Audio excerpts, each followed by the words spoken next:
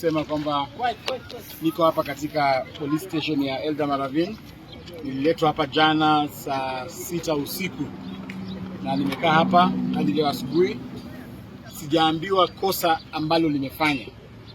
Hakuna mtu ameniongelesha, walinishika wakanitupa kwenye cell. Lakini ningependa kwanza kabisa kabla niseme chochote kushukuru wakaazi wa Eldama Ravine.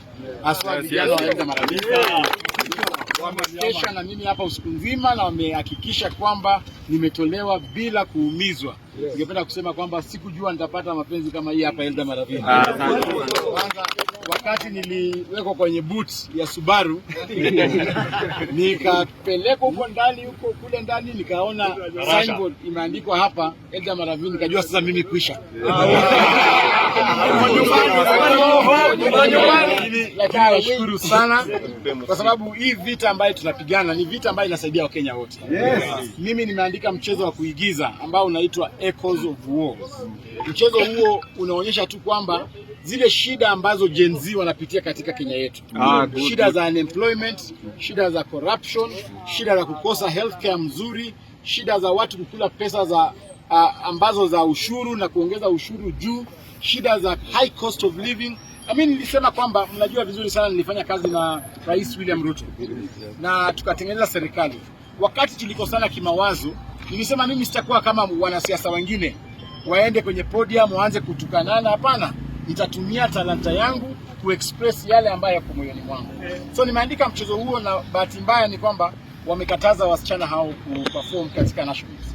Mimi ningependa kusema kwamba kwanza nasherekea wale wasichana wa Butere Girls. Wale wasichana hao ni mashujaa. Hao ni mashujaa kwa sababu wamejionyesha kwamba hao ni wazalendo wa Kenya. Wamekuwa tayari kupigania wa Kenya, wamekuwa tayari kuonyesha mchezo wao, na leo vile wamepelekwa kwenye stage na mapolisi na bunduki, wamesema kwamba ile play ambayo wataperform leo peke yake ni ile national anthem. Hiyo ni ishara ya uzalendo katika nyoyo za hao wasichana. Ningependa kuwasherekea na kuhakikishia Wakenya kwamba mchezo huu Echoes of War utafanywa. Kama utafanywa na wasichana wa Butere ni sawa, na kama hautafanywa na wasichana wa Butere, tutatembea Kenya nzima, tutafute wale watu raia wa kawaida. Tutakuja hapa Eldama Ravine, mtupatie actors wakubwa na wazuri, tutafanya nyinyi wenyewe mfanye hiyo mchezo, na tutahakikisha William Ruto mpaka ataona hii mchezo kabisa. Mpaka ataona. Aone. Mnataka aone ama asione? Mnataka Kasongo aone au asione? Kwa nini? Hakuna nimepata leo. Hakuna barabara kwa majina. Yaani kwa sababu tunataka pia ulinzi. Tunataka pia ulinzi wa hao watoto uwe vizuri. So ile kitu ambayo tunafanya kwanza sasa hivi ni kuhakikisha kwamba wasichana wetu wa Butere Girls are as safe as possible. Tuhakikishe kwamba wamekaa mahali pazuri na hawajadhulumiwa na mtu yeyote. Mimi ningependa tu kuomba kwamba wale maafisa ambao wanatumia excessive force kwa watoto wa shule waache kupiga watoto wetu wa Butere Girls. Hawa watoto hawana makosa, hawa watoto ni wazalendo na hawa watoto ni wa Kenya. Ningependa kusema kwamba Mheshimiwa Eugene Wamalwa karibu anafika hapa. Na waheshimiwa wengine wanafika kwa dakika 5 tutakuwa nafika, alafu tutaweza malizia. Labda tu kidogo mheshimiwa, labda raia pia waongee hapa.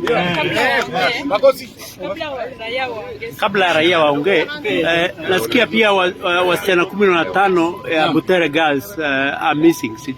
That is why nimesema kwamba tulikuja na watoto 38 wale ambao walikuja kuperform play hii, lakini sasa hivi tunaambiwa kwamba watoto 15 hawapatikani. Ningependa wale maafisa ambao wako in charge ya watoto, unajua ni tuko katika area ya abduction, tungependa tujue watoto wetu wa Butere Girls 15 wako hapa.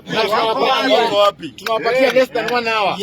Polisi na wale officials wote wa produce all the children of Butere Girls. Because sasa hivi tunaambiwa 15 students are missing. Kwa nini mchukue watoto wa shule mnawapeleka wapi?